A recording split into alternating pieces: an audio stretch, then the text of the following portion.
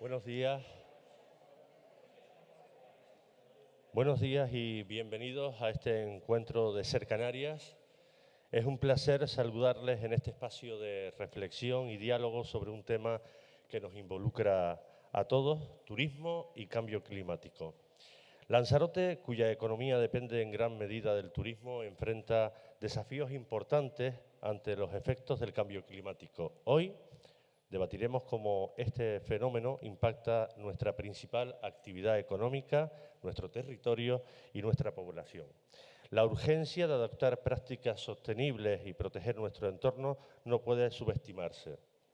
Este esfuerzo no solo garantizará la preservación de nuestra isla, sino también el bienestar de las generaciones futuras. Gracias por su participación y compromiso y que este encuentro inspire acciones concretas para un futuro más sostenible. Les voy a dejar con Marta Cantero, es nuestra directora de contenidos en la cadena SER en Canarias.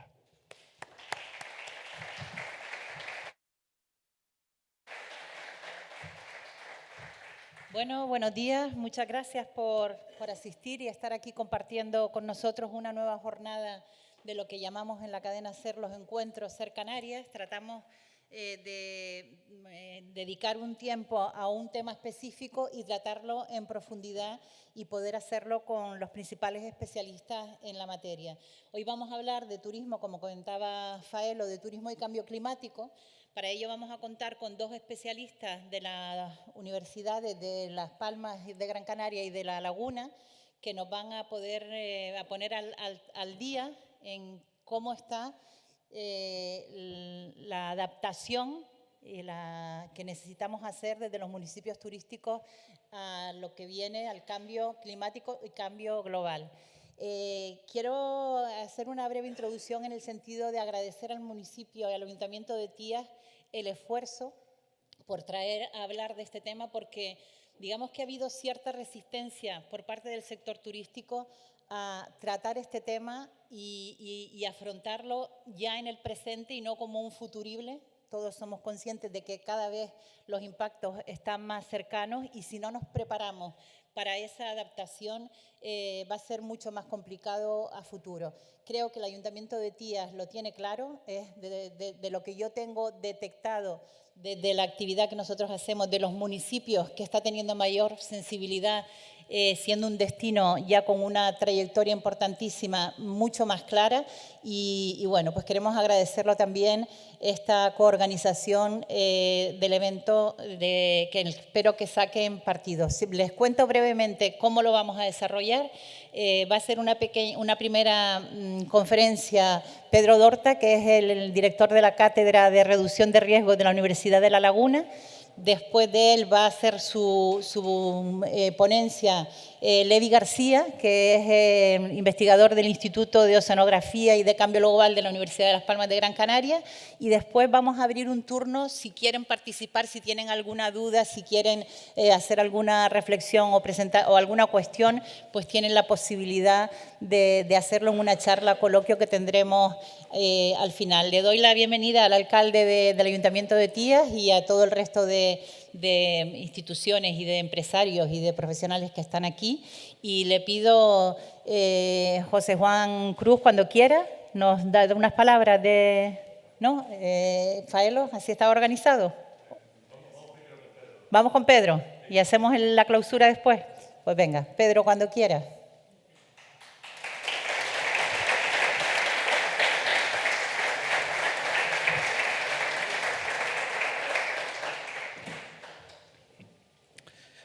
¿Se me oye? Sí, ¿no?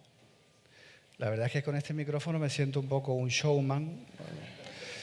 Además, como no me gusta estar ahí detrás de un atril, porque yo estoy acostumbrado a la docencia, pues me siento más cómodo moviéndome y demás.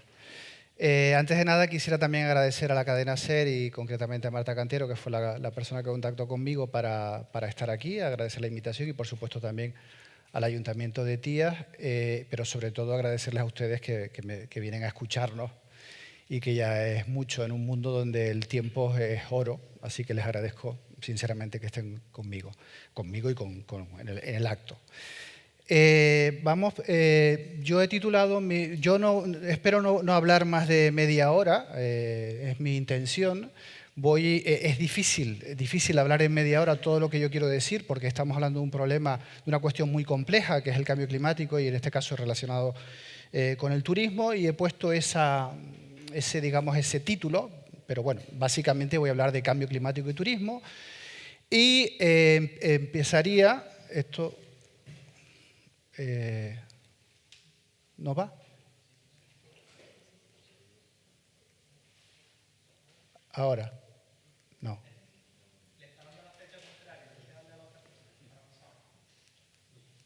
Ah, vale. Bien, vale. Mi intervención va a estar fundamentada en datos, básicamente datos y reflexiones, ideas fundamentadas en esos datos. Todos los datos que voy a dar son datos oficiales o son datos extraídos, son datos de organismos oficiales o datos extraídos de investigaciones específicas de clima o de cambio climático y turismo. Por tanto, no existe la posibilidad de los famosos bulos, etcétera, etcétera. Empiezo con estos datos. Parece ser que y voy a tener como referencia el archipiélago canario, aunque voy a moverme un poco hacia el exterior, al interior, a alguna isla, pero básicamente voy a hablar del archipiélago canario. Aquí les doy dos datos. Es de esperar que en el año 2024 batamos récord el caso del archipiélago canario, 18 millones de turistas y nada más y nada menos que 100 millones de pernoctaciones. El turismo en Canarias se toma en las escuelas de turismo a escala mundial como un referente. Estamos nadando en el éxito. Nadando en el éxito o muriendo en el éxito, eso ya sería otra cuestión, pero no hay muy pocas regiones del planeta que tengan el nivel turístico en cuanto a cantidad que tiene el archipiélago canario. Eso por un lado. Por otro lado les pongo la otra cara de la moneda. Hace un par de días tuvimos aquí, por supuesto en Lanzarote también, una especie de mezcla de muchos elementos climáticos, altas temperaturas, calima, viento, y aparece un dato que está ahí como para comienzo, como para introducción, que en el puerto de la Cruz alcanzaron de temperatura mínima 29,6 grados. Mínima en diciembre. Fue la temperatura más alta de todo el hemisferio norte ese día. Esa temperatura supone una anomalía térmica de aproximadamente 14 grados con respecto al valor habitual. Por tanto, estamos entrando en situaciones realmente, al menos, extrañas o poco frecuentes. Voy a basar mi intervención en responder a 4 preguntas. Eso es lo que voy a hacer. Primera pregunta, ¿qué hay de cierto en el cambio climático? Todavía hay mucha polémica en este tema y por tanto voy a asentar lo que hay en realidad sobre el cambio climático. Primera pregunta. Segunda pregunta, ¿cuáles son los impactos del cambio climático en el turismo? Cambio climático en el turismo. Tercera pregunta, ¿cuáles son los impactos del turismo en el cambio climático? Es decir, aquí hay un camino de ida y vuelta en ambos casos. Y por último, una serie de ideas generales a extraer en función de lo que yo he dicho. Vamos, por tanto, a responder a la primera pregunta. Primera pregunta, ¿qué hay de cierto en el cambio climático? Bueno, en este gráfico no voy a dedicar mucho tiempo porque tampoco quiero entrar en cuestiones de mucha enjundia científica, no tiene sentido en este foro. Aquí tienen las concentraciones de los dos principales gases de efecto invernadero, que son el dióxido de carbono y el metano. Y tenemos una serie de 800.000 años. 800.000 años. En los últimos 800.000 años, en el caso, por ejemplo, del dióxido de carbono, en los últimos 800.000 años, la cantidad de gases de efecto invernadero siempre se ha movido entre 180 y 300 partes por millón. 180 y 300 partes por millón. En estos momentos estamos en el entorno de los 425 partes por millón. Es decir, en los últimos 800.000 años nunca, jamás hemos tenido los niveles de concentración de dióxido de carbono ni de metano, que sería el apartado que está debajo, nunca en la historia. Nunca. Por tanto, cuando se nos dice el planeta ha tenido otras concentraciones o tal y cual, mentira. Es decir, ha tenido otras concentraciones cuando el ser humano, el Homo sapiens sapiens, no estaba sobre el planeta. Estamos hablando de hace millones de años. El Homo sapiens sapiens lleva sobre el planeta, dependiendo de la fuente, entre 70.000 y 200.000 años. Por tanto, esta serie es mucho más antigua de la existencia del ser humano. Segunda conclusión, hay una correlación directa entre el dióxido de carbono o los gases de efecto invernadero con la temperatura. Sube el dióxido de carbono, sube la temperatura, tal y como se ha demostrado en los últimos 800.000 años. Por tanto, es una realidad, una evidencia científica incontestable. Y como consecuencia de eso tenemos un calentamiento. La temperatura del planeta está subiendo y está subiendo de forma evidente. Y una prueba sería esos 29,6 grados que les nombré al principio. Si nosotros vemos todos los años, veremos cómo conforme nos vamos acercando al presente, que son los colores más cálidos, la temperatura a lo largo de todo el año va subiendo. Y en estos momentos estamos en el entorno de 1,2 grados de temperatura más con respecto a los valores que teníamos en la época antes de comenzar el cambio climático, la época preindustrial, digamos.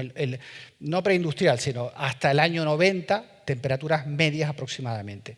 Por tanto, el calentamiento no solo es una realidad, sino que está constatada y está constatada en todos los organismos científicos que se dedican a la investigación climática. No hay ningún organismo que vaya en dirección contraria. Por tanto, la demostración es evidente. Es tan evidente que el consenso científico está ahí. Estas son publicaciones científicas que demuestran que los científicos que se dedican o que nos dedicamos al tema del cambio climático están de acuerdo en que el cambio climático es una realidad y que el ser humano es el responsable.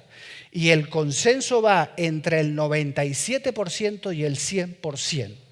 Por tanto, cuando se genera un debate sobre el cambio climático, se está generando un debate ficticio, no es real.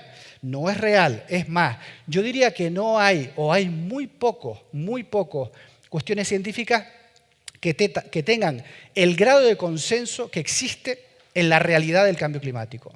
Si nosotros comparamos con la relación del tabaco con el cáncer de pulmón o con lo de las vacunas y las enfermedades, seguramente el consenso científico, seguramente no, seguro, es mucho menor. Por tanto, hay un debate absolutamente ficticio que, desgraciadamente, tiene que ver con cuestiones psicológicas, sociales, en las que no quiero entrar para no mojarme mucho porque tengo miedo.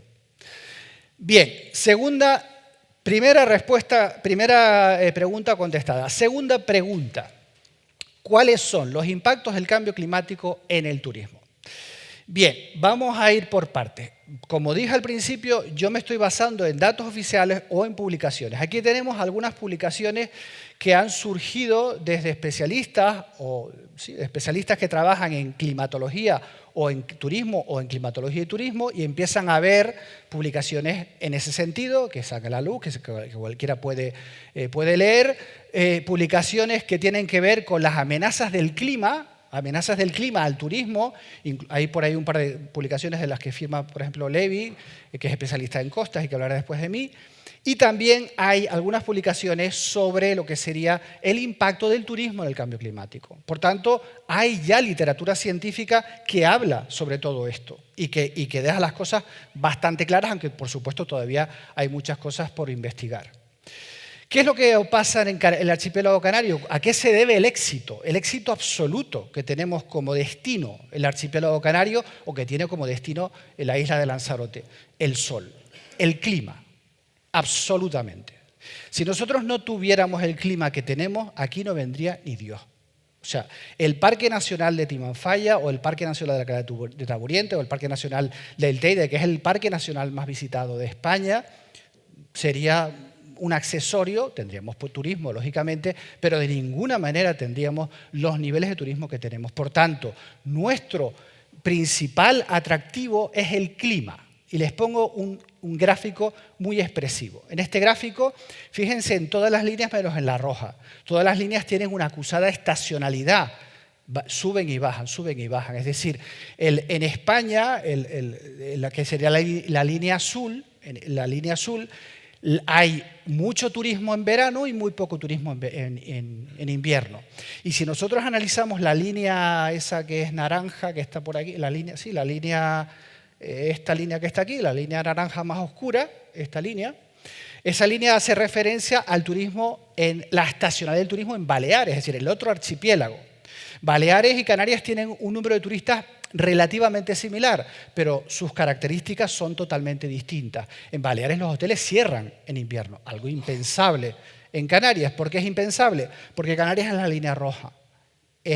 No cerramos nunca, siempre. No hay, en realidad, una temporada baja. Hay, digamos, meses como mayo y junio, donde hay una cierta ralentización, pero en realidad no cerramos nunca, siempre estamos abiertos. Por tanto, tenemos un elevado potencial turístico todo el año. Incluso, eso quiere decir que durante el invierno prácticamente no tenemos competencia.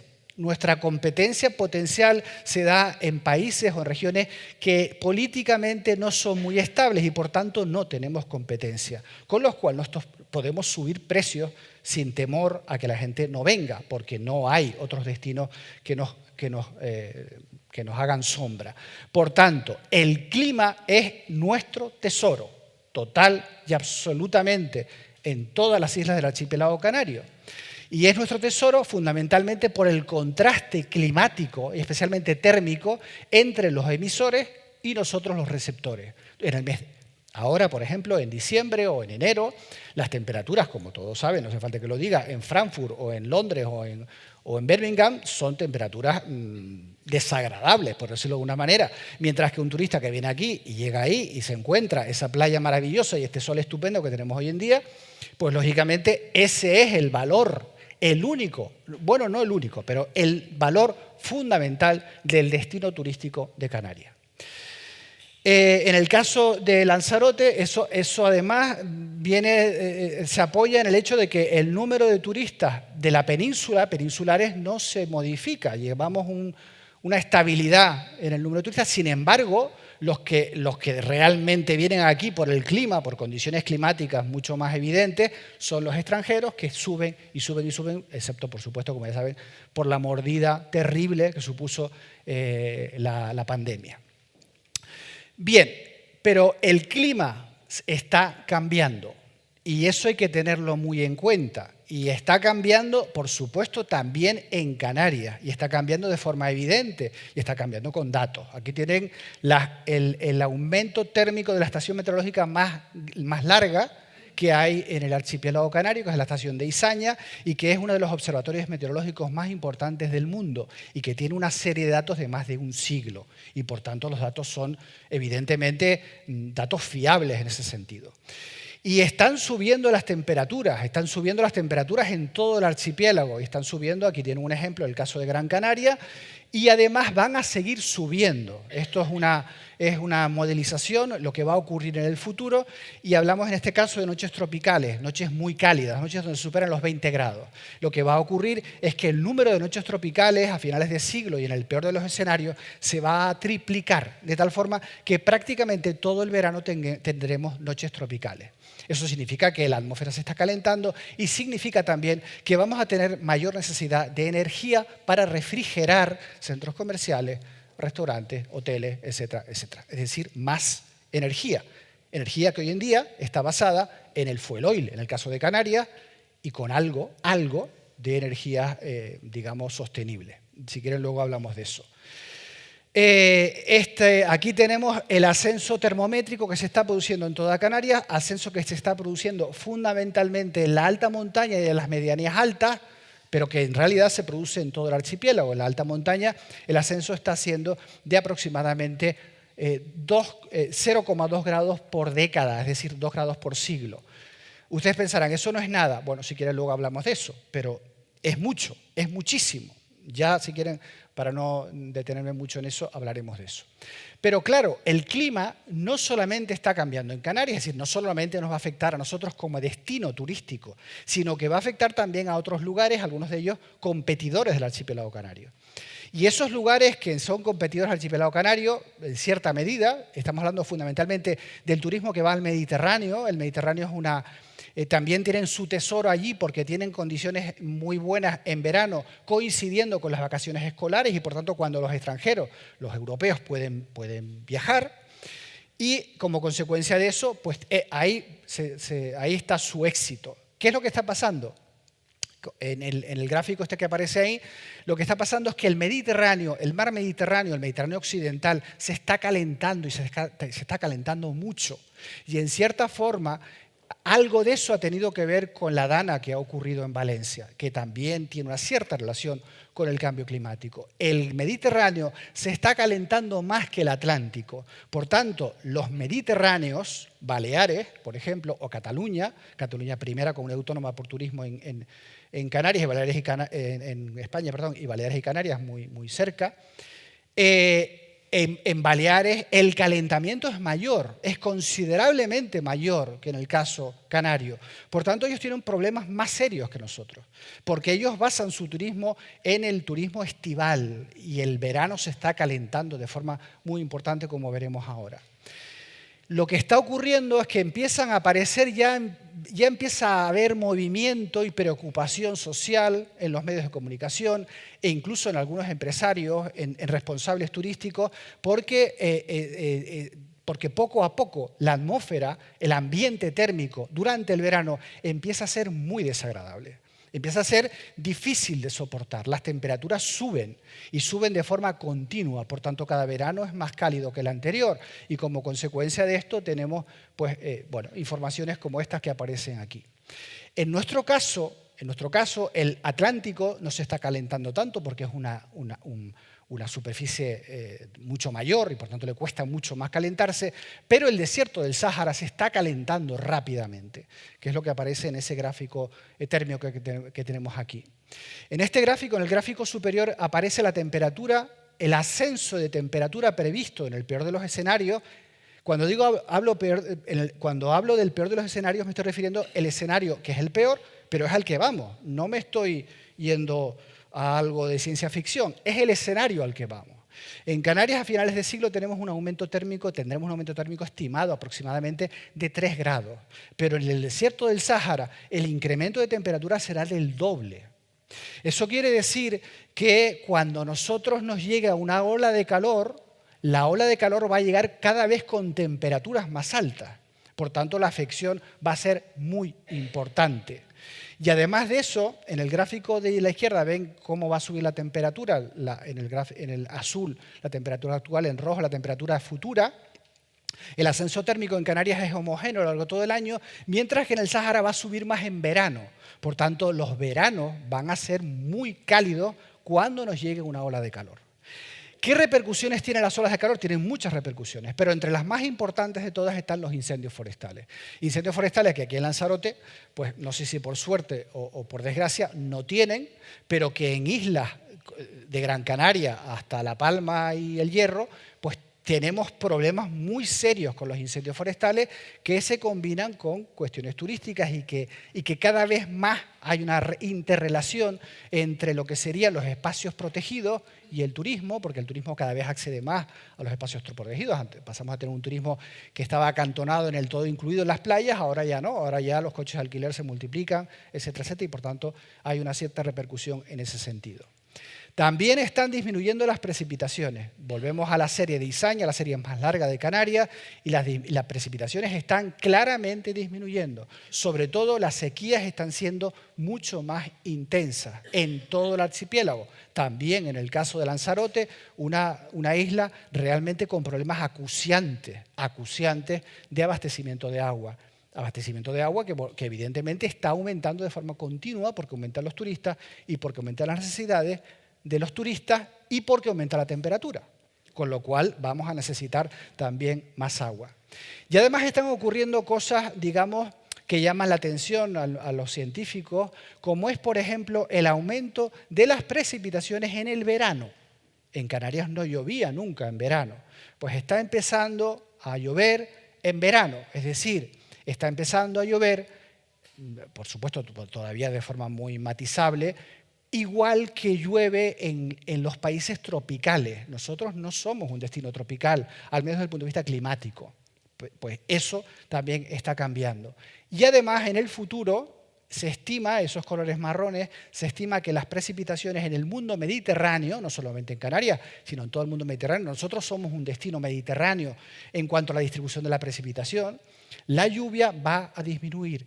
pero va a disminuir fundamentalmente en función de la mitigación. Es decir, cuanto peor sea el escenario, cuanto menos tarea hagamos en mitigación, en eliminar gases de efecto invernadero, mayor va a ser la disminución de la precipitación, que es lo que demuestran esos 3 gráficos que tenemos ahí. En cualquier caso, la precipitación está disminuyendo y va a continuar disminuyendo. Ascenso del nivel del mar, ya Levi les hablará luego también de las costas.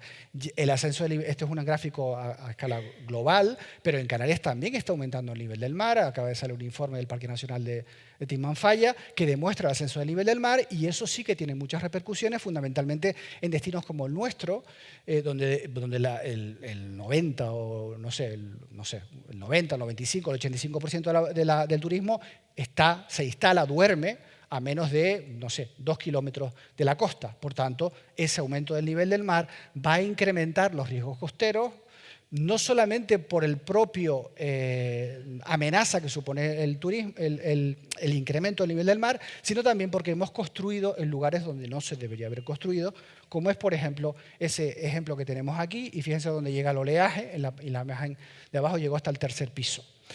Estas situaciones van a ser cada vez más frecuentes y hay ya 2 trabajos al menos que yo conozca, seguramente habrá alguno más, que demuestran que hay un incremento en los temporales de origen marino, también en este caso uno firmado por Levi, un incremento en los temporales marinos, con lo cual el ascenso del nivel del mar no significa que el agua nos vaya invadiendo paulatinamente, sino que hay una serie de fases que lo primero es que los temporales marinos, al ser más frecuentes y partir de un nivel del mar más alto, llegan más adentro y al mismo tiempo son más frecuentes.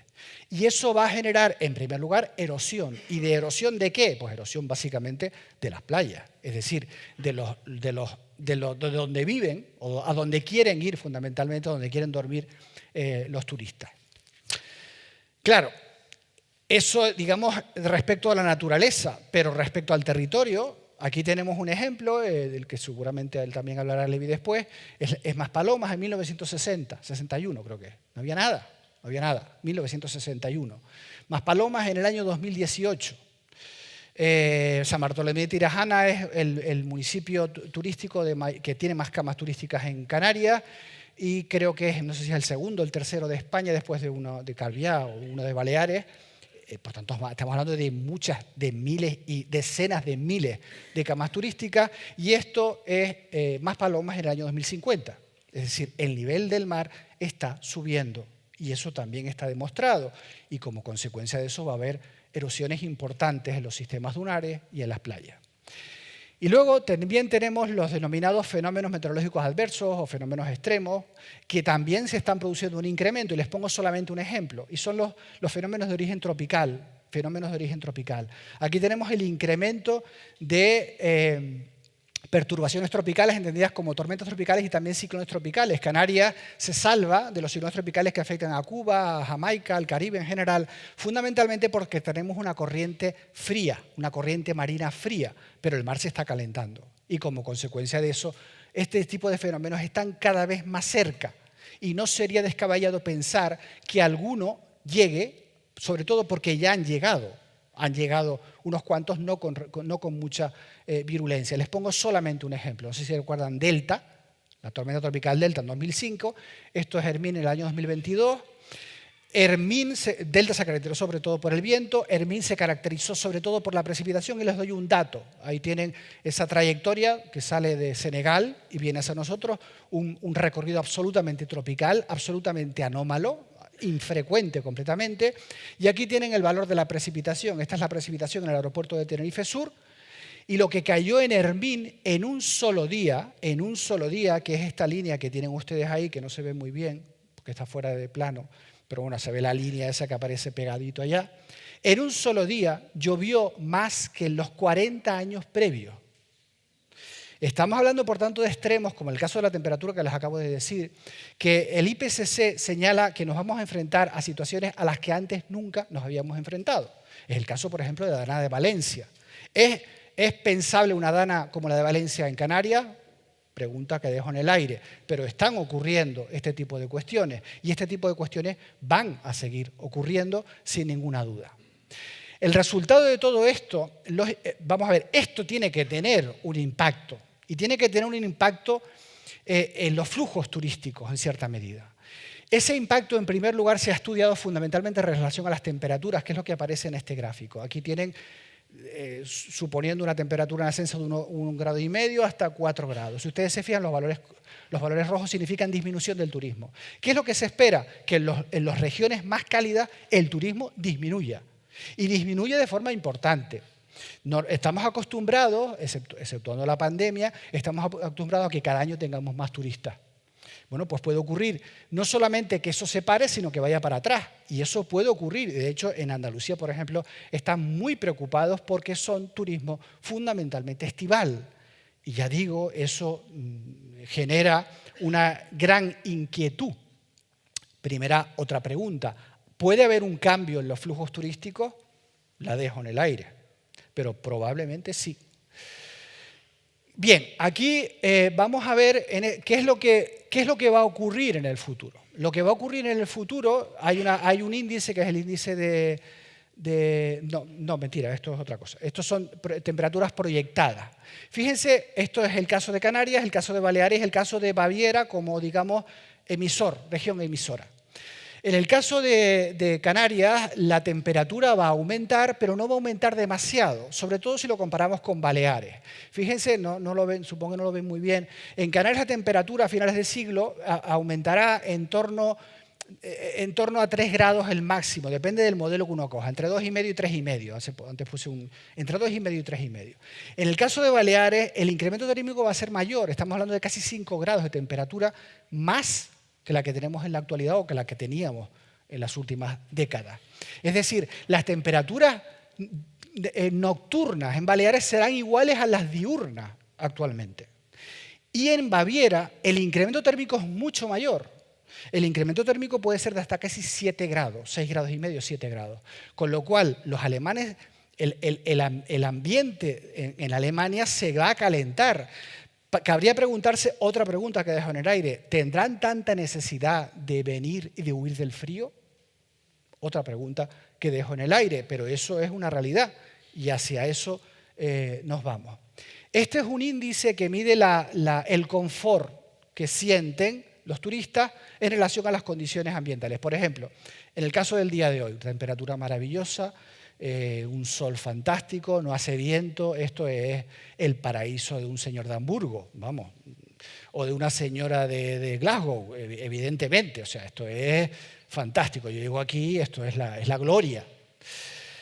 Pero claro, ese índice lo que va a medir es, fíjense, la línea continua en los dos destinos es la actual y la línea de puntos, vamos a fijarnos solamente en la que está puntuada, serían las condiciones a finales de siglo. ¿Qué es lo que pasa? Que el índice baja, la confortabilidad baja, pero baja más en Baleares y sobre todo baja más en la Andalucía y baja más también en el Mediterráneo italiano, en Roma, por ejemplo. Es decir, las condiciones de sentirse bien térmicamente disminuyen. Por tanto, son incómodas, son excesivamente cálidas. Si esto lo comparamos con lo que ocurre en nuestros emisores, lo que pasa en nuestros emisores es que las condiciones en ellos mejoran. Es decir, a lo mejor, insisto, no tienen la necesidad de desplazarse para acudir a algunas de las playas estupendísimas que tienen en el norte de Francia o que tienen en el sur de Inglaterra o que tienen en el norte de Alemania, que son unas playas maravillosas. Y eso puede hacer que no necesiten moverse tanto. Estoy hablando por hablar, no lo sé, creo que nadie lo sabe, pero bueno, es una hipótesis a tener en cuenta. Pero siempre topamos con la cabeza, con el ser humano. Es decir, no solamente son importantes las cuestiones físicas o químico-físicas del sistema climático, sino que son fundamentalmente importantes las cuestiones que tienen que ver con nuestro pensamiento. Y nuestro pensamiento puede hacer que nosotros tomemos conciencia ambiental. Ahí pongo dos imágenes: conciencia ambiental de los que ofrecemos el turismo y conciencia ambiental de los que vienen. Es decir, estamos hablando, así mal y pronto, de un concepto prostituido que es sostenibilidad. la sostenibilidad aplicada al turismo. Y esto puede dar al traste con muchas de las cosas que he dicho, porque la manera de pensar de la gente, las modas, suponen algo muy importante, que si quieren también luego profundizamos. Segunda pregunta contestada. Tercera pregunta. ¿Cuáles son los impactos del turismo en el cambio climático? Que por supuesto también los hay, y los hay muy importantes, muy importantes. Esto está lleno de datos, voy a elegir solamente algunos. Por ejemplo, se espera que en el año 2030, en el año 2005, el número de turistas internacionales era de 770 millones. 770 millones en 2005. En el año 2030, 25 años más tarde, será de aproximadamente 1.800 millones de personas. Es decir, más del doble. ¿Eso es sostenible? Otra pregunta. Aquí más datos. El PIB nuestro, el PIB canario, depende del turismo. Yo, profesor universitario, dependo del turismo. Yo dependo del turismo. Cualquier persona, cualquier habitante del archipiélago canario, esté en la isla que esté, no sé si a lo mejor en el Hierro un poco menos, o en La Gomera también, dependemos del turismo, incluido yo, por supuesto. No estoy en absoluto denostando la actividad, ni muchísimo menos, Dios me libre.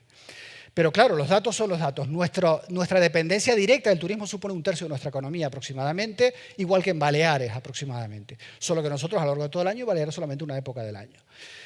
En España es la segunda potencia turística del mundo, la segunda potencia turística del mundo, y el archipiélago canario es la tercera o segunda, porque ya digo que Baleares es casi igual, comunidad autónoma más importante de turismo en España. Por tanto, estamos en el segundo o tercer lugar de la segunda potencia turística del mundo. Estamos hablando de mucha gente, de mucho dinero y de una dependencia muy importante de la actividad turística.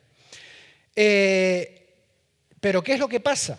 Que todo el turismo, el 99,9% de nuestro turismo y también del de Baleares, el Baleares un poquito menos, pero por encima del 95%, llega en avión. Todo el mundo llega en avión a Canarias. Y el avión genera una enorme huella ecológica, una enorme huella de carbono, estimada en los dos archipiélagos alrededor de los 10 millones de toneladas de CO2 anuales. 10 millones de toneladas de CO2 anuales. Y además también tenemos huellas de carbono que empiezan a medirse en los alojamientos. Ahí lo tienen, eso, cada alojamiento, dependiendo de la categoría, está entre 28 y 57 gramos por día de emisiones de CO2. Es decir, un hotel de tamaño medio español está emitiendo al año decenas de miles de toneladas de dióxido de carbono. Un hotel medio, tamaño medio, 400 habitaciones. Y además de eso, los cruceros son grandes contaminantes. En el caso en Canarias, en el mundo de los cruceros, sobre todo Tenerife, Gran Canaria y Lanzarote, esos cruceros que nos llegan tienen un gasto de combustible enorme y la mayoría de ellos combustible fósil, lógicamente, aunque ya empiezan a haber algunos que van con gas, pero casi todos queman petróleo y por tanto las emisiones también son muy importantes. En este gráfico tenemos el turismo en Baleares, a línea azul, en Canarias, línea amarilla, y en Hawái, que todo el mundo tiene Hawái como si fuese un grandísimo destino turístico. Fíjense la diferencia que hay entre el número de turistas internacionales en Hawái con respecto a Canarias. Es decir, nosotros los ganamos por goleada, es decir, el éxito nuestro es absoluto.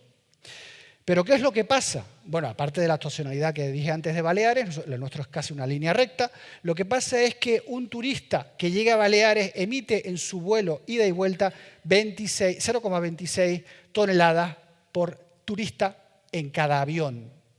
Mientras que en Canarias las emisiones son del doble, porque la distancia es el doble. Claro, si un alemán o un inglés, que el turismo británico, tanto aquí como en Tenerife, es el mayoritario, se plantea este tipo de cuestiones, pues tenemos un problema serio, porque esto supone una huella, un impacto ambiental muy considerable. Por tanto, hay que procurar, en la medida de lo posible, hacer una imagen de marca pues, lo más sostenible posible, si queremos evitar este tipo de cuestiones, pero repito que eso tiene que ver mucho con cuestiones sociológicas. Más datos que tienen que ver con el impacto del turismo en el cambio climático. Datos realmente espeluznantes. Turismo, estos datos son del año 2019, antes de la pandemia, 1.400 millones de turistas, yo digo que en el año 2030 1.800 millones de turistas, que es una auténtica barbaridad. Las emisiones del turismo suponen el 8% de toda la actividad económica del planeta, 8%, pero sobre todo con un crecimiento continuo y cada vez más rápido, mientras que hay otras actividades donde se está produciendo un decrecimiento. Por tanto, ese 8% va aumentando. Más datos, 3.700 millones de viajeros volaron en 2019. En el año 2039 se supone que va a haber 8.000 millones de viajeros volando.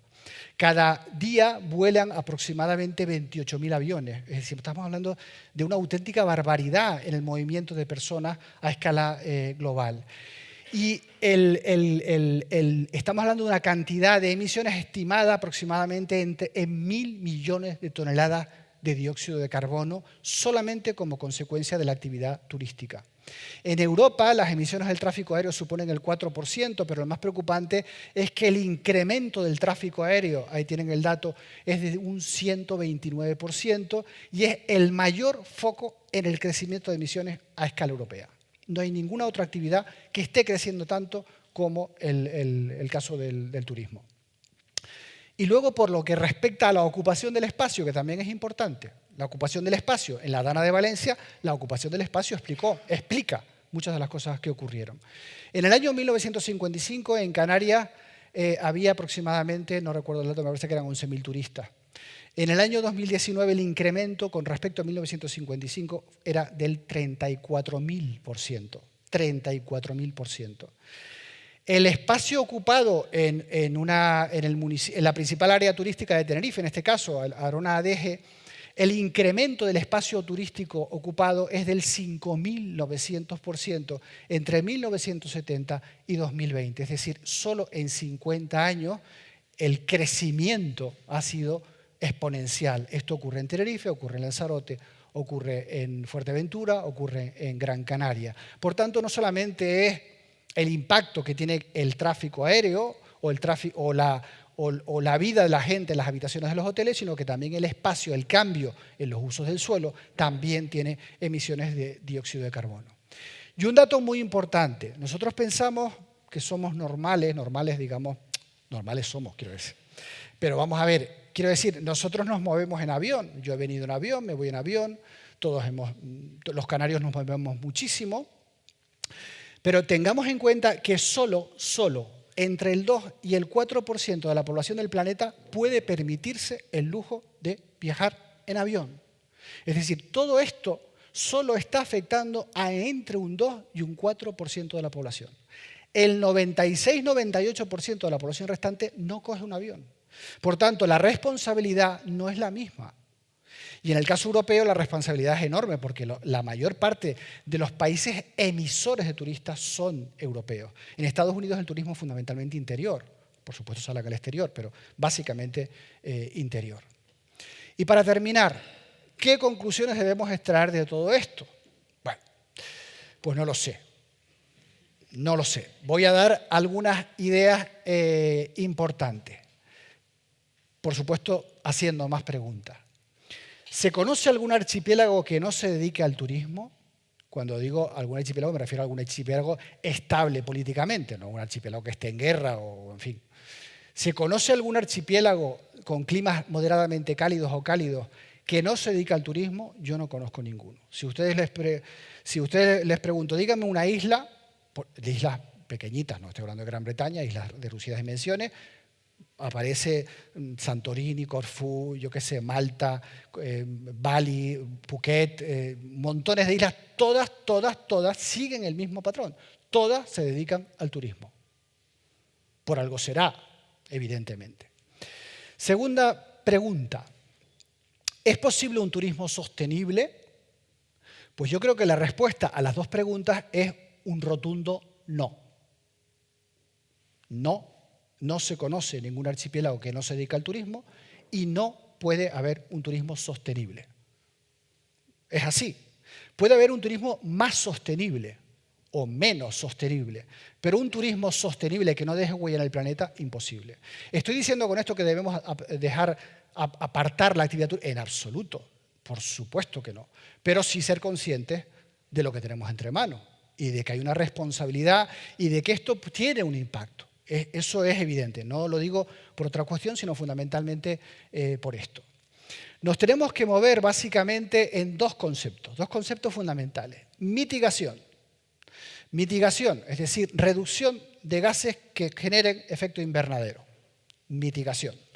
Para la mitigación deberíamos hacer que los aviones funcionaran con otro tipo de energía, que no va a ocurrir al menos en una década. Los aviones van a continuar funcionando con queroseno, con derivados del petróleo, y toda una serie de políticas que tienen que ver con lo que se conoce popularmente o grandilocuentemente como sostenibilidad, que tiene que ver con la reducción de emisiones y con plantearnos la vida de otra manera, digamos. Y luego está la adaptación a la nueva situación. La mayor parte de las políticas ambientales que se dirigen desde las instituciones públicas van en el sentido de la mitigación. Y de hecho se están haciendo cosas importantes. Me consta que se están haciendo cuestiones importantes desde ayuntamientos, desde cadenas hoteleras, desde muchas instituciones públicas y privadas que se dedican al turismo y están trabajando por la sostenibilidad. Y de hecho deben seguir haciéndolo. Pero ¿cuál es el problema? Pues que si tenemos un señor que tiene el pelo naranja en el país más poderoso del mundo que no mitiga, da igual lo que nosotros hagamos. Es decir, nuestra mitigación se va a quedar ahí. Es más, si nosotros dejáramos de emitir dióxido de carbono ahora mismo, el calentamiento continuaría durante décadas, porque el CO2 es un gas que le cuesta mucho desaparecer y por tanto continúa el calentamiento. Es decir, la mitigación en cierta medida es una batalla que está perdiéndose. No está perdida del todo, pero está perdiéndose. ¿Dónde debemos, digamos, poner el hincapié? En la adaptación. Pero cuando hablo de adaptación, estoy hablando de adaptación territorial, es decir, adaptación al impacto del sistema climático que vamos a tener en función de lo que he dicho, y también del mercado, adaptarnos al mercado, conocer bien el mercado. Y en eso la sostenibilidad sí es muy importante, porque el turista, si nosotros queremos un turista de calidad, el turista de calidad es un turista formado e informado y por tanto tiene la sostenibilidad aquí metida, con lo cual cuanto más convencemos al turista de que somos relativamente sostenibles o más sostenibles que otros destinos, eso también sería adaptación. Por tanto, adaptación en el impacto y adaptación en la mitigación, en lo que sería la mitigación. Para eso no se puede estar parcheando, quiero decir, muchas veces me da la sensación de que las administraciones están cada uno por su lado, cada uno con un color político, las cadenas hoteleras cumplen una serie de ISO, antes se me habló de Biofer, es decir, una serie de cuestiones que van cumpliendo, pero no hay una estrategia, no hay una línea, no hay nada realmente, o hay poco, no es que no haya nada, hay cosas, pero no hay poco, no hay una estrategia claramente definida que nos diga hacia dónde queremos ir. Hay una declaración, que es la Declaración de Glasgow, por ejemplo, que antes comentaba, que se firmó en el año 2021 en la COP26 de Glasgow, que compromete al gobierno de Canarias a reducir las emisiones en el mundo del turismo en 2030 un 50%. Eso no es posible. O sea, ¿eso quién se lo cree? Vamos a ver, seamos realistas. Eso es imposible. Por tanto, debemos adaptarnos territorialmente, debemos adaptarnos a los mercados, debemos conocer muy bien la competencia, si realmente queremos seguir adelante. La palabra clave, por tanto, no es mitigación, sino adaptación en ese sentido mucho más amplio, que tiene que ver no solamente con el sistema climático y el impacto del cambio climático, sino que tiene que ver con nuestra responsabilidad en el sistema climático y con el atractivo de nuestro destino, es decir, nuestra imagen de marca. Y nada más, simplemente decirles que toda esta información, insisto, es información publicada, información de organismos fidedignos y está extraída de las universidades públicas canarias. Es decir, el dinero que se emplea en las universidades revierte en este tipo de cuestiones. Y muchas gracias por haberme escuchado y espero no haberles asustado mucho.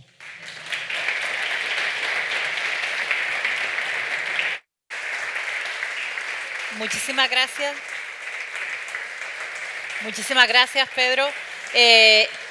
Como vamos un poquito tarde, porque les pedimos disculpas, hemos empezado más tarde de lo que creíamos, vamos a reducir un poco la parte de coloquio para que Levi García pueda hacer su presentación en condiciones tal y como la trae trabajada, porque además, como adelantaba Pedro, es sobre el impacto en costas y creo que ahí el interés por los destinos como Puerto del Carmen y Tías es fundamental.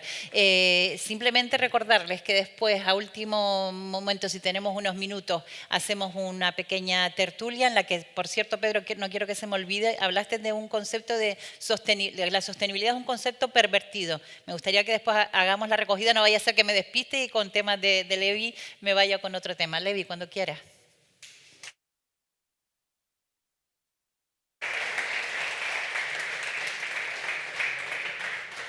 Pues nada, primero agradecer la invitación y agradecer también que se creen este tipo de espacios para hablar de cambio climático, que es algo que nos afecta a todos. También agradecer la pedazo de ponencia que acaba de hacer Pedro, porque me ayuda a mí un poco a apoyarme en lo que voy a hablar ahora, que no voy a hablar tanto de datos de cambio climático, sino sobre todo enfocarlo a ecosistemas costeros y especialmente al caso de los sistemas playa y dunas, que como Pedro decía antes, el sol es importante, pero también la playa es importante. De hecho, siempre se dice que vivimos del turismo de sol y playa. La presentación va a estar estructurada en 5 apartados. Primero hablaré un poco de cómo se forman estos sistemas de playas y también de dunas, porque como se dice o siempre hemos dicho, tanto las playas como las dunas han sido como la gallina de los huevos de oro para el turismo. Luego hablaré ya que estamos en Lanzarote, hablaré de los principales sistemas o el principal sistema de dunas que tiene Lanzarote y también la isla de La Graciosa. El apartado 3 y 4, yo creo que lo podría haber fusionado, porque aunque en el 3 hablo de amenazas que están afectando a los sistemas playa-dunas, también es verdad que aunque hable de gestión, tal y como se está haciendo la gestión en las playas y en las dunas, actualmente es también prácticamente una amenaza a estos ecosistemas. Y por último, pues hablar un poco de los vacíos, de los problemas y conflictos que se producen en estos sistemas en cuanto a gobernanza, y porque también estamos trabajando un poco en un proyecto europeo, estamos arrancando, que es para crear herramientas, no identificar los conflictos solamente, sino crear herramientas de gobernanza que sean aplicables a Canarias para mejorar la conservación de estos espacios.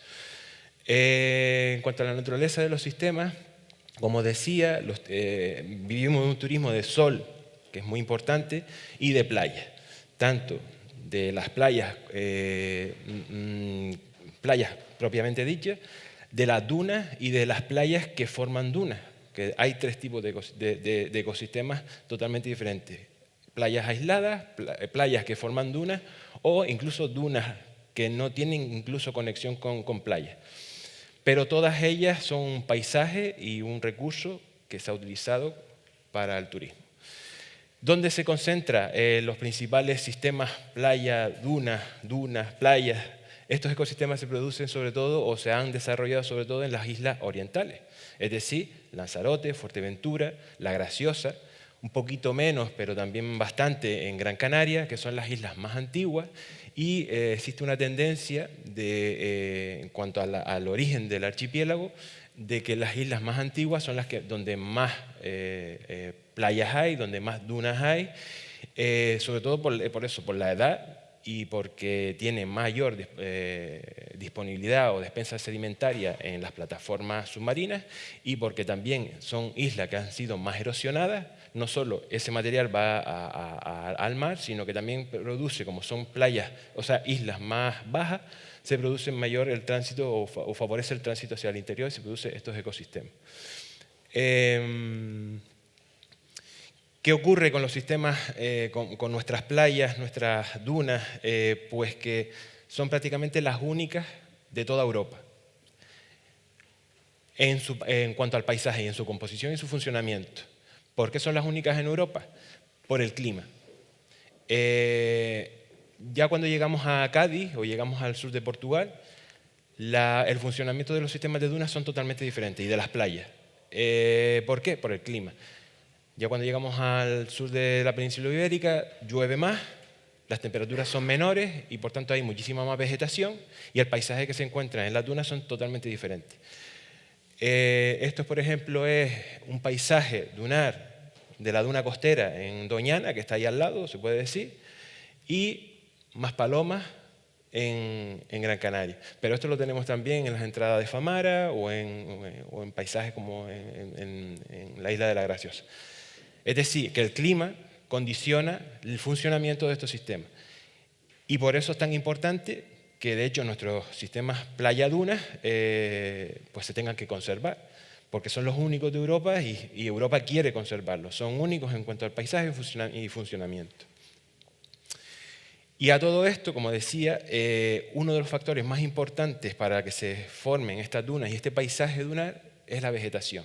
De hecho, el clima, eso sí creo que lo controlamos todo, el clima, entre más llueve y menores son las temperaturas, pues hay muchísima más cobertura vegetal. Sin embargo, nosotros en Canarias lo que tenemos son pues dunas en montículos que van reteniendo esa arena y que va formando esa duna. Por lo tanto, tenemos como dos tipos que hemos identificado en Canarias, que son dos tipos de paisajes dunares. Uno que tiene mayor disponibilidad de sedimento, que sería estos que están por aquí. Podría ser, por ejemplo, más ancho, son sistemas arenosos, con poca disponibilidad de arena, pero que son dunas. Son dunas en montículo, que la forman la vegetación. O, por ejemplo, el norte de lo que sería Alhambra. No sé si se ve el puntero. No se ve, ¿no? Que sería la foto del norte. De arriba. Y luego el paisaje dunar que todo el mundo sí que conoce y que también son dunas, pero que lo que quería que quedara claro es que hay láminas de arenas que son también dunas y que normalmente no las apreciamos, y luego las que conocemos todos, como por ejemplo Maspalomas o el sistema de Corralejo. Son ya dunas, campos de dunas transgresivos.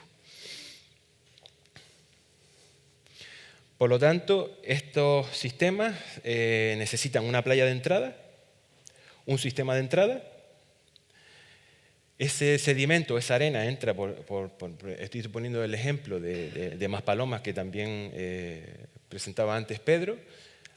La arena entra por Playa del Inglés, es decir, hay un sistema de entrada, cruza todo el campo de dunas y luego tiene un sistema de salida, normalmente.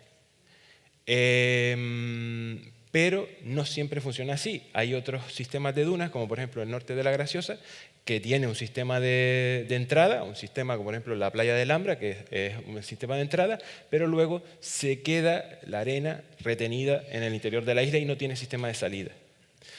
Las grandes diferencias entre ellas es que el sistema de salida, como el de Maspalomas o por ejemplo el antiguo sistema el Hable de Lanzarote, tenía un sistema de salida donde también hay playas, porque la propia salida de la arena forma playa. Y en este caso no se produce. Vale. En cuanto a los sistemas que tenemos tanto en Famara como en la Graciosa como en Lanzarote, en cuanto a la Graciosa, ha identificado 4 grandes sistemas: el gran sistema del norte o septentrional, que la principal entrada se produce por Playa de Alhambra. El sistema de las Conchas, que aunque parezca que está conectado al de Alhambra, no está conectado, sino que el principal sistema de entrada es la propia Playa de las Conchas. Hay un pequeño sistema que es el de Pedro Barba, que la arena vemos que se refracta por alrededor de la isla y entra por la playa de Pedro Barba. Y luego el gran sistema, que es el Hable Sur, que le llamamos el sistema meridional, que la principal entrada se identifica o se detecta que era en ese lado donde se ha ido desarrollando todo lo que es el núcleo de Caleta de Sebo. En cuanto a las características, pues estamos hablando de que prácticamente más del 50% de la isla está cubierta por mantos arenosos, por estos sistemas. La geomorfología que predomina es la dunas, montículo o lo que también se le denomina nefcas. Y son sedimentos del Holoceno. Y la problemática, pues casi la que se identifica en todo el archipiélago canario, que es déficit de sedimento. Ese déficit de sedimento, sobre todo, está teniendo un efecto significativo en las playas del sur de la Graciosa, lo que le llaman el Salado, el Lagún, la playa francesa, donde se está produciendo efectos de erosión o procesos de erosión por ese déficit sedimentario que viene en esa componente norte-noreste. Y este sería el gran sistema que había, porque realmente ya, bueno, en algunos sectores se sigue comportando como un sistema de playa-duna, que sería el Hable de Lanzarote, que se comportaba como un gran corredor que entraba, la arena principalmente entraba por por Famara, atravesaba toda la isla y salía por este sector, Arrecife, Puerto del Carmen. Estamos hablando, yo creo que de los sistemas, el sistema más grande de Canarias, unos 90 kilómetros cuadrados, 21 kilómetros norte-sur, unos 10 kilómetros de ancho en el sur, en Arrecife, en el norte, y unos 4 kilómetros de ancho en el sur. Un pedazo de sistema que poco a poco se ha ido ocupando y que, pues, en este caso muchas veces ya no se comporta de esa forma. En cuanto a las amenazas, ya me voy como adelantando. Esta imagen, que sería el campo de dunas de Corralejo, un poco explica qué es lo que ha ocurrido en estos sistemas. Primero, la ocupación del propio ecosistema, es decir, aquí lo que vemos es todo el desarrollo urbano-turístico en el norte de Corralejo. Estamos viendo Corralejo, pues eso es una vista desde el norte. Toda la ocupación, es decir, sobre el antiguo sistema, y digo antiguo sistema porque donde está el núcleo turístico de Corralejo era también un campo de dunas, porque se puede observar en las fotos antiguas, fotografías aéreas antiguas. Eso por un lado. Y segundo, que no solo ha ocurrido en Corralejo, sino en casi todos los sistemas de dunas de Canarias, es que esas urbanizaciones se han colocado en las entradas de sedimento, en las principales entradas de sedimento. Entonces lo que hace es, pues, algo muy sencillo y fácil de explicar, el bloqueo del transporte de sedimento. ¿Vale? En algunos casos, como Maspalomas, pues se ve cómo era Maspalomas en 1961 y cómo es pues en 2003, y actualmente prácticamente ya como no queda nada que construir, lo que queda sin construir porque está conservado, porque pertenece a la Reserva Natural Especial de la Duna de Maspalomas, pues prácticamente es un sellado, ¿no? Entonces se produce una especie de cuña. Los primeros metros en Playa del Inglés pues se quedan libres, porque estaba la Playa del Inglés y había que dejarla, pero luego ya se encuentran con todo ese bloqueo. Eso ocurre también en Corralejo, que es lo que estábamos viendo en la fotografía anterior, es decir, las entradas de sedimento prácticamente son de norte y se encuentran con todo ese bloqueo, con todo ese desarrollo turístico. En Caleta de Sebo, estaríamos hablando de la imagen de abajo y hacia la derecha, también el desarrollo urbano-turístico, porque ya actualmente es urbano-turístico, se produce también en la entrada principal de sedimento, y Lambra, pues curiosamente no se ha construido, probablemente por la conservación de la isla.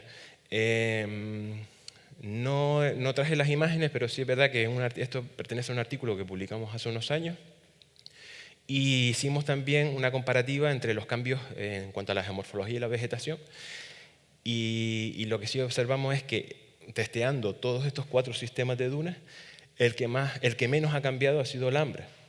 La vegetación, aunque ha aumentado un poco la cobertura vegetal, pero no es tan significativo como se produce en los otros sistemas. Y en cuanto a la geomorfología, pues prácticamente no ha desaparecido nada, y mucho menos el efecto de ocupación del propio sistema.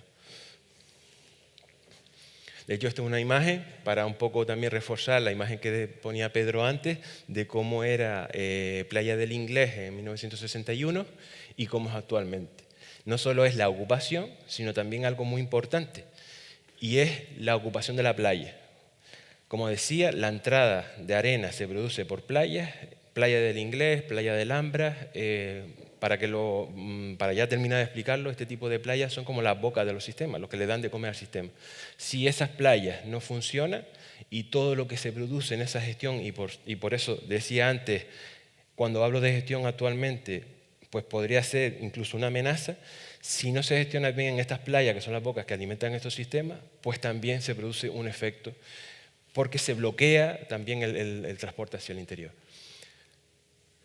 Bueno, esto es simplemente un vídeo de un artículo que publicamos hace unos años de un modelo CFD de cómo produce ese bloqueo las urbanizaciones, de cómo cambia toda la trayectoria, cómo se forma esa pluma cruzando todo el edificio. Incluso lo que detectamos cuando estaba yo haciendo la tesis, detectamos que cuando esos vientos cruzan todas las urbanizaciones, se produce, el viento es un fluido y es como el agua, es decir, cuando nosotros estamos regando y ponemos el dedillo en la boca de la manguera, en algún momento el agua va a salir con más presión. Igual produce la urbanización con el viento. El viento, cuando se encuentra un obstáculo, en algún momento se va a acelerar. Y lo que está produciendo cuando se acelera y se reconduce al sistema de dunas es que se acelera, se producen procesos de erosión y las dunas van avanzando muchísimo más rápido hacia ese sistema de salida. ¿Qué pasa? Que cuando tenemos ese sistema de salida, saliendo muchas dunas mucho más rápido, y tenemos la boca que está tapada y que no se está gestionando bien la playa, pues tenemos ese déficit de arena. Esto también, un gráfico que ponía Pedro antes, en cuanto a amenazas antrópicas de origen, que lo produce la actividad humana, hasta ahora era lo que estaba explicando, y ahora también lo que quería era pues, mostrar amenazas relacionadas con el cambio climático. Y es que no solo es el aumento del nivel del mar como uno de los efectos del cambio climático, que ya están afectando directamente a estos sistemas, sino que van a seguir haciéndolo. Y de hecho, no solo es el aumento del nivel del mar, sino el aumento de frecuencias de tormentas marinas. En este caso, es el número de tormentas marinas del suroeste. Cuando nosotros decimos que tenemos tiempo del sur, que es cuando tenemos borrascas, situaciones de borrasca, y tenemos muchas tormentas, que son las que son más agresivas en estos ecosistemas. Y como un dato curioso es que se contabilizaron todas esas tormentas desde 1958 hasta 2018, 60 años, y el 70% de esas tormentas se producen a partir de los años 90. Es decir, que la tendencia, aunque ya se muestra en ese gráfico, la tendencia es aumentar el número de esas tormentas, que afectan e impactan directamente en sistemas de dunas y playas. Y el otro gráfico, lo interesante es que aunque la tendencia es muy pequeña, sí detectamos que cuando se producen los mayores tamaños de olas, esos tamaños de olas cada vez duran más tiempo. Por tanto, si ya las tormentas de por sí son agresivas, si tenemos mayor tiempo con olas muy grandes, pues también más agresividad se produce en las costas, sobre todo en sistemas arenosos. Esto fue pues, un artículo que el área de estudio fue el municipio de Mogán, que es un municipio pues, archiconocido, turístico 100%, con muchísimas playas, y sobre todo muy expuesto a estas tormentas. Y no solo detectamos ese número de tormentas, cómo se comportaba el tamaño de la ola, sino también calculamos las cotas de inundación que se están produciendo actualmente con el actual clima, en condiciones de tormenta, en media marea y en pleamar, y también con el modelo RCP 8.5, que es un modelo predictivo de cómo se va a comportar teniendo en cuenta el aumento del nivel del mar y en condiciones de tormentas marinas, cómo se va a comportar esas cotas de inundación, es decir, hasta dónde va a llegar el agua. Lo que vemos, bueno, esa tabla no se ve, pero bueno, a nivel cartográfico, lo que vemos es que ya actualmente cuando se producen tormentas marinas y en condiciones de pleamar, las playas prácticamente se ven todas cubiertas de agua. Si esto le añadimos ese factor de aumento del nivel del mar y de predicción, lo que nos dice es que las playas algunas pues, tienen ese riesgo de desaparecer. ¿Y por qué desaparecen? Desaparecen porque las hemos masificado en su entorno desde tierra o las hemos ido encapsulando, de forma que las playas de por sí tienen la capacidad de retroceder hacia el interior, porque así se ha observado que pues, con otros cambios climáticos que se han producido, que las playas, a medida que aumenta el nivel del mar, la playa retrocede. Cada vez que se produce bajamar, la arena se seca, el viento transporta la arena y va retrocediendo, y va saltando, va dando saltos hacia el interior y el mar va aumentando. Pero si nosotros cubrimos toda su parte terrestre, pues la playa no tiene capacidad para saltar hacia el interior. ¿Vale?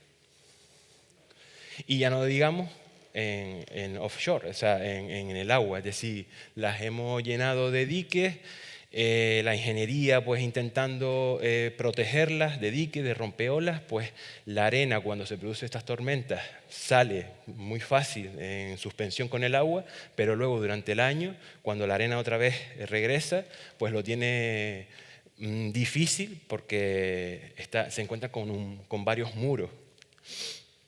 Y sobre todo esto está ocurriendo en playas artificiales o que han sido prácticamente artificializadas. De hecho, lo que decía en unas diapositivas anteriores es lo que está ocurriendo, por ejemplo, en Maspalomas, que Maspalomas sería la playa que está en el sur.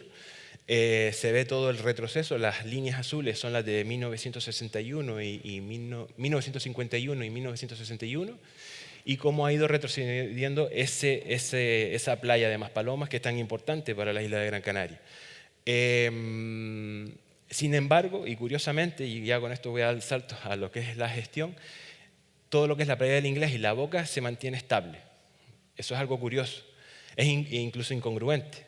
Como la Boca se mantiene estable, la salida es totalmente erosiva, de hecho falta unas 7,7 hectáreas de playa, hay máximos de retroceso de 72 metros, unos 37,4 metros medios que ha retrocedido la playa. ¿Y por qué es incongruente?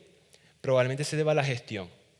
Y luego tenemos un sistema totalmente erosivo. Lo rojo es porque falta, es decir, la altura de duna ha bajado. Pues probablemente sea por la gestión.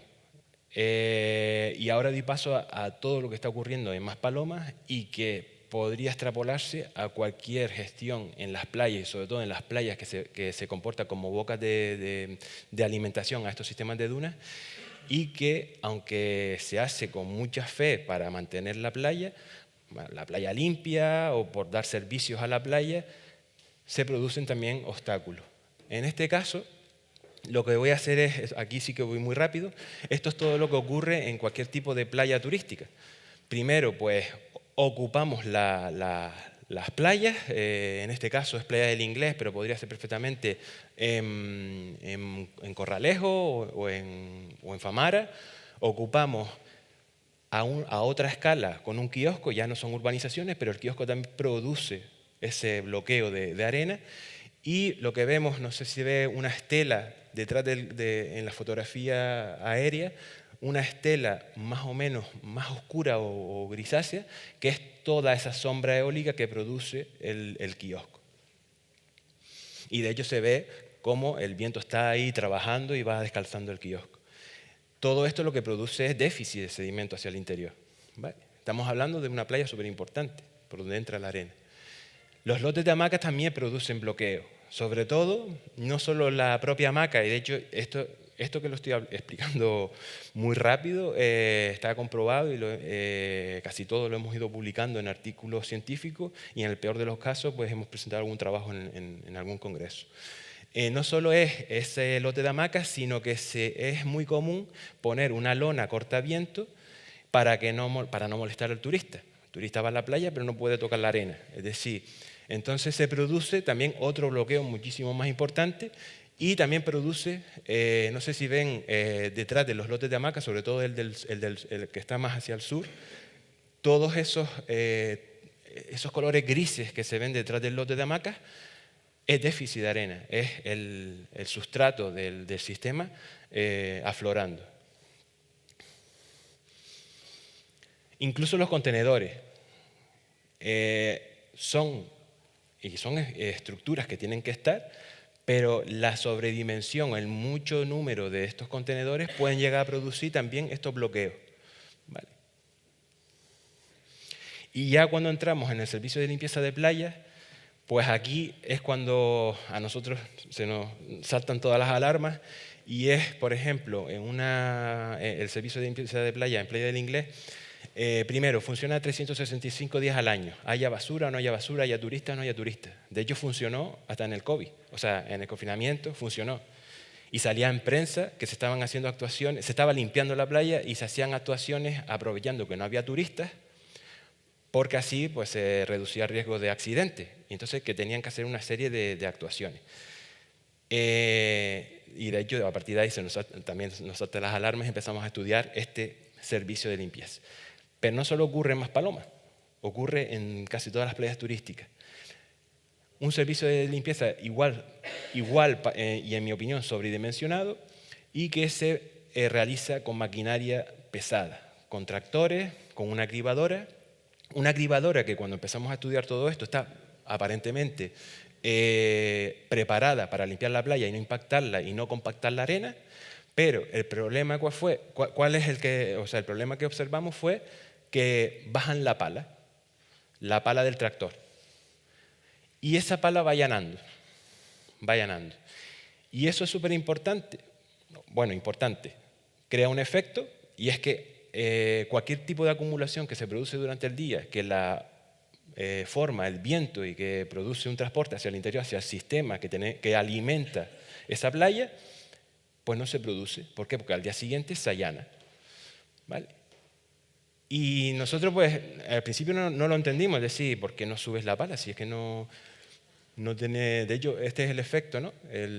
Hicimos un montículo rápido, pasó la pala y es que se queda, vamos, como un paseo marítimo.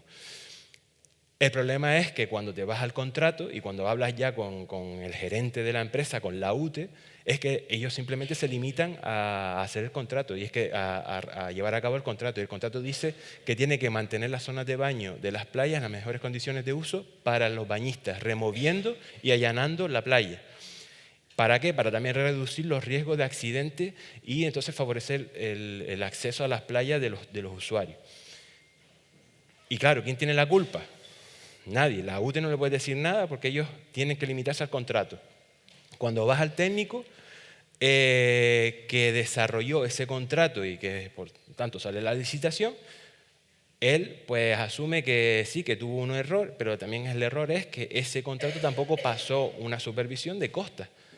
Es decir, ¿por qué se produce un tipo de servicio de limpieza de playa con ese tipo de... O sea, ¿por qué se comporta de esa forma realmente ese servicio de playa?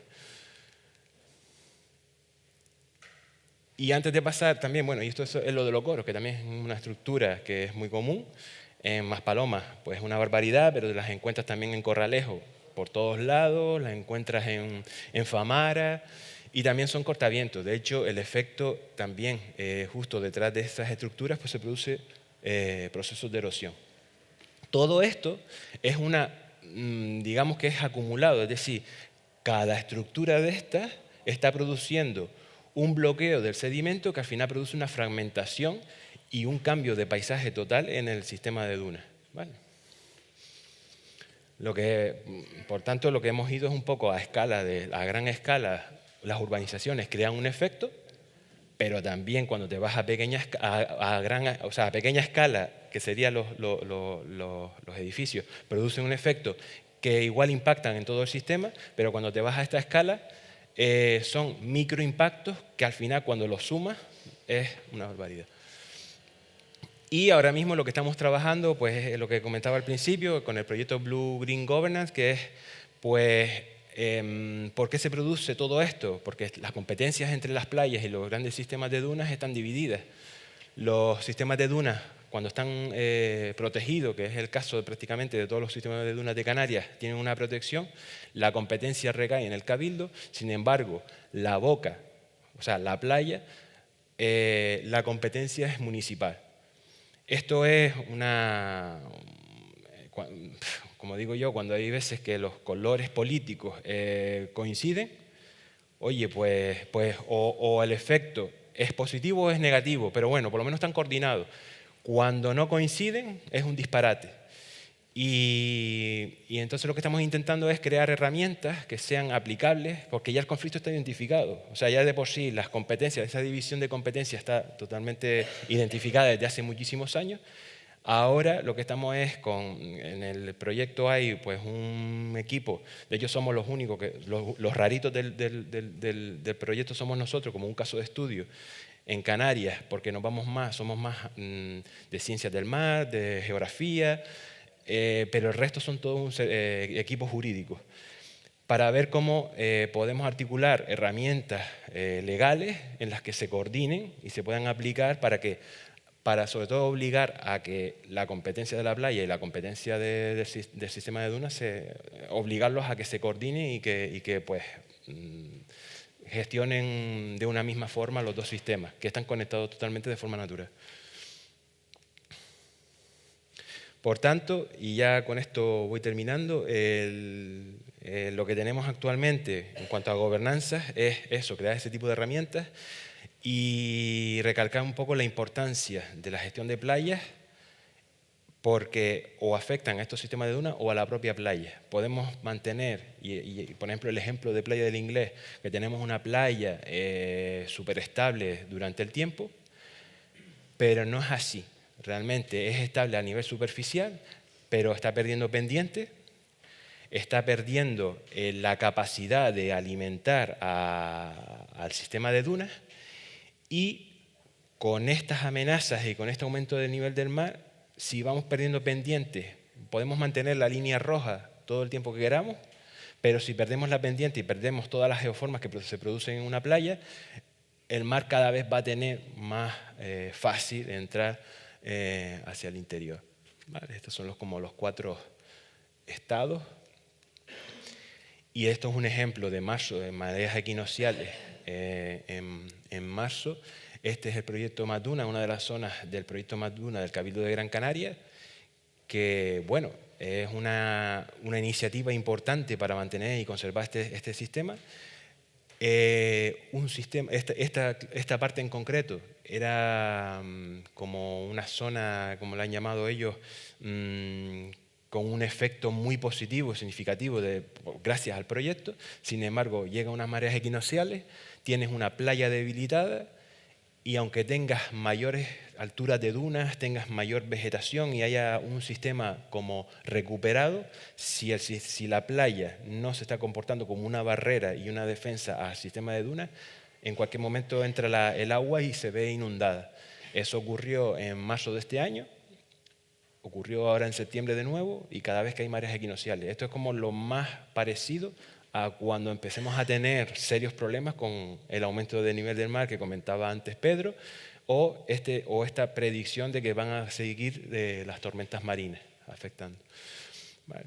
Y nada, pues simplemente esto es una foto de cómo un recurso turístico limitado por este tipo de tormentas y por efectos marinos.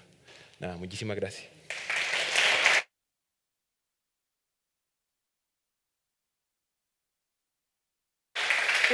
Una cuestión que, como nos hemos ido un poco de tiempo, quería preguntarle directamente. Nosotros tenemos que salir a las 11:30 para el aeropuerto, pero si tienen alguna pregunta, si creen que tienen interés o si tienen que irse ya, cerramos con el alcalde y nos vamos, o dejamos unos minutos para alguna cuestión. ¿Alguien quisiera plantear alguna cuestión? Susana. Pues, entonces, vamos un minutito, Pedro y Levi. No, sí.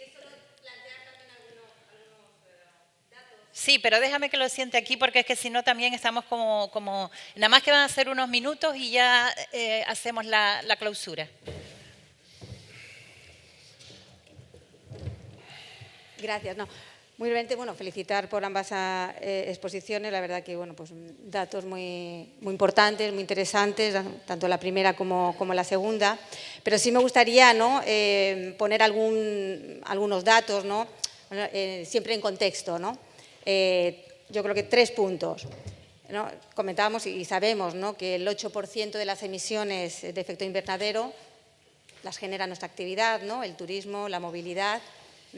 Dejo sobre la mesa, el 82% las generan otras actividades, ¿no? Industria, 8 frente a un 82%. Otro dato que se daba, ¿no?, era la evolución de la ocupación del territorio, ¿no? Datos así de cabeza que he recogido, creo que era DEGE, por poner un ejemplo, 5.400% de incremento de un periodo determinado, ¿no? Entonces, bueno, son datos que 5.400, como digo, % de crecimiento, ocupación de un territorio.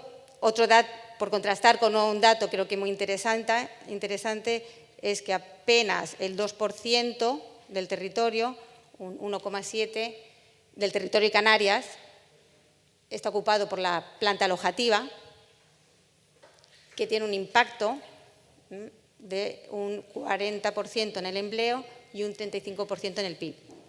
En el contexto diríamos, ¿qué actividad económica ocupa tan poquito territorio y tiene un impacto económico y social tan importante, ¿no?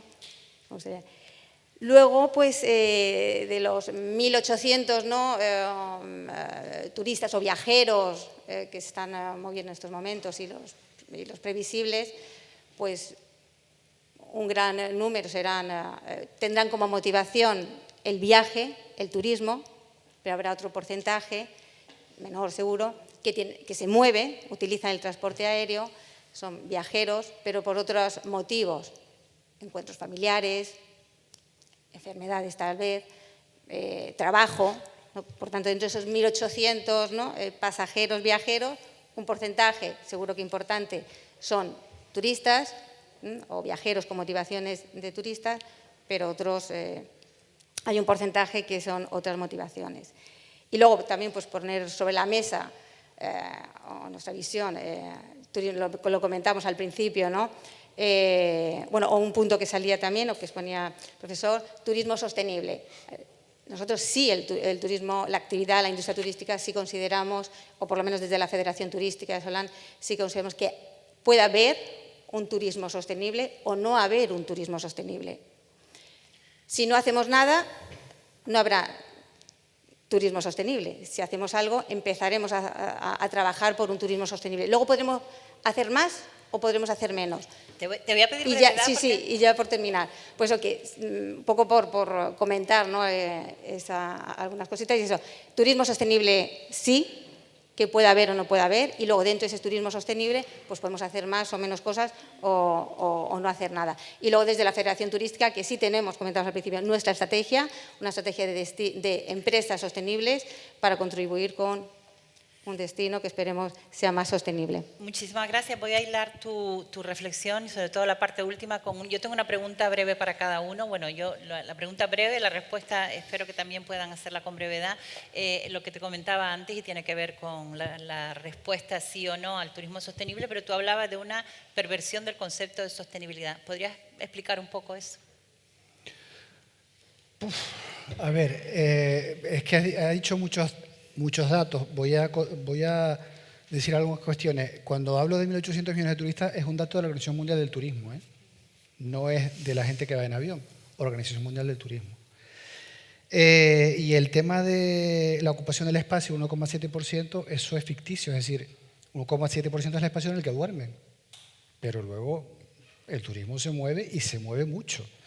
Y hay islas como con la que yo vivo, como Tenerife, que está absolutamente colapsada, aunque ocupe el 1,7%. La cuestión es, ¿vamos a seguir creciendo, esa es la cuestión. Y en el tema de la sostenibilidad, el turismo no es sostenible. Eso es una realidad. Es decir, si cada turista que viene aquí emite media tonelada de dióxido de carbono, el turismo no es sostenible. Otra cosa es que pueda ser más sostenible o menos sostenible. Eso sí, pero sostenible no lo es. Es decir, la actividad turística en un archipiélago que está a 3.000 kilómetros de distancia de sus países emisores no es sostenible. Otra cosa, evidentemente, es que nosotros no podemos dejar de vivir del turismo, es una realidad. Esa realidad en la que yo me incluyo, yo no quiero que la actividad turística termine, esa es una realidad de la misma manera que es una realidad que el turismo no es sostenible. Es decir, tenemos que hacer malabarismos para explicar ese discurso. Es lo que digo, e insisto, en absoluto mi discurso va en contra del turismo, todo lo contrario. Simplemente que seamos conscientes de la realidad. Y en el caso del concepto de sostenibilidad, el concepto de sostenibilidad yo dije literalmente que era un concepto prostituido. Es un concepto prostituido porque es un concepto que está empleando o que se está empleando con intereses económicos. Es decir, se está utilizando el concepto como un beneficio económico. Y ahí empata con otro concepto que es el de greenwashing o oportunismo, es decir, utilizar la idea de somos sostenibles para vender más. Y eso alimenta la insostenibilidad. No sé si me explico. Sí, perfectamente. Perfectamente. Entonces, insisto, el turismo en Canarias es imprescindible, pero ¿hasta dónde queremos llegar? Esa es la pregunta. Muchas gracias, Pedro. Levi, termino contigo. El instituto el que él representa se llama de cambio global, no de cambio climático. Lo comentábamos al principio porque tu ponencia has hablado no solo del impacto que puede haber con el cambio climático, sino sobre todo con la gestión, con lo que llamamos gobernanza, ¿no? Del turismo, que me parece un tema clave porque el turismo prácticamente se gobierna solo, ¿no? Por decirlo de alguna manera, y hay que embridarlo y un poco los ayuntamientos están ahora desde esa concepción. ¿Tú casi le has puesto más peso, Levi, a la parte de gestión que al impacto en sí, ¿no? Para la adaptación? Sí, porque me he dedicado más al tema de la gestión y cómo afecta todo lo que hacemos sobre los ecosistemas costeros, especialmente y sinceramente trabajo mucho las playas y sí, las hasta dunas, la hamaca, ¿no? Que ponías ha sido Sí, significativo. entonces estamos abriendo ahora esta línea que es todos aquellos servicios de playas, equipamiento, infraestructura que están en las playas, porque no solo porque prácticamente todas las playas se están comportando de esa forma, formen dunas o no formen dunas. Y se nos ha quedado, y aunque seguimos trabajando en este tema, es todo el tema de planificación y ordenación del territorio. Cuando se produce todo este desarrollo urbano turístico en torno a los sistemas de dunas, falló la planificación, porque todo el efecto negativo que se está viendo ahora de cómo se están comportando estos sistemas es debido a esas construcciones que no se deberían de haber construido ahí. De hecho, es incluso hasta gracioso cómo en Maspalomas hace unos meses, como la gestión ahora es un poco más conservadora con el espacio, ha dicho o ha prohibido a los servicios de limpieza del paseo que está bordeando prácticamente todo el sistema de dunas. Hay un paseo, que es el paseo Costa Canaria, y entonces había cierta libertad de limpiar ese paseo, la arena se la llevaban, no se sabía dónde se lo llevaban y tal. Entonces el Cabildo dice, oye, aquí no se limpia. Y si se limpia con permiso. Llevan 2 o 3 años sin permiso. Es decir, la arena hay que gestionarla. Tú no puedes coger la arena y llevártela donde quieras. Pues se paraliza todo y empieza la arena a invadir las urbanizaciones. Y bueno, salió una señora diciendo, no, porque nosotros estábamos antes que las dunas. No, perdona. Entonces, pero ahí fue un error de la ordenación. O sea, cuando se planifica tienes que tener en cuenta cómo se comportan estos ecosistemas. Si tú plantas un obstáculo, pues al final te va a cargar el sistema. Y me hizo gracia lo de la señora. La señora se refería a lo mejor a la protección del espacio, que probablemente ellos estaban antes que la protección del espacio, pero el sistema estaba antes. Sí, y ahora el sistema simplemente está recuperando su espacio otra vez. Si lo dejas es como el mar, y el mar también se comporta igual. Hay una siempre, ya por concluir, hay una realidad que quizás deberíamos intentar modificar, que es que las universidades y tienen que aportar mucho más con sus investigaciones en lo que es la toma de decisiones, ¿no? de los gobernantes. Y en ese sentido se ha creado una asociación de municipios turísticos desde hace unos años, ¿no? Quizás sería interesante que ustedes hicieran llegar sus propuestas o su visión en relación a cómo se cuidan las playas, ¿no? y cómo se hace ese sistema. Ya para concluir, le voy a dar la palabra al alcalde, José Juan Cruz, cuando quiera. Buenos días a todos. Gracias a la cadena SER por traernos estos magníficos ponentes a poner sobre la mesa el debate del turismo y cambio climático. Desde el equipo de gobierno del Ayuntamiento de Tía somos conscientes de la problemática que se nos avecina. Somos un municipio turístico que vamos a cumplir 60 años, que pretendemos seguir viviendo del turismo y ante ello pues estamos en que tenemos que tomar decisiones y responsabilidades de gobierno, como puede ser los instrumentos de planeamiento, que hay que ir actualizándolos a la normativa sectorial vigente, y cada día pues nos aparecen normativas sectoriales que hay que ir cumpliéndolas. Lo último que nos ha aparecido ahora es las zonas afectadas por las inundaciones, por los riesgos de inundaciones y todo lo que conlleva. Y lo que queremos es poner esto sobre la mesa y que esto sea el inicio de la continuidad de un foro de debates para, entre todos, ver cuál es el camino a seguir de la mejor manera posible para conservar nuestro entorno, conservar nuestro litoral, con una política transversal para ir de la mano no solo el sector turístico, sino también el resto de los sectores que están implicados, como puede ser en el litoral la pesca, la artesanal, que también tenemos en la zona, y entre todos pues buscarle una salida a esto. Gracias, Pedro, gracias, Levi y Marta. Pues muchísimas gracias.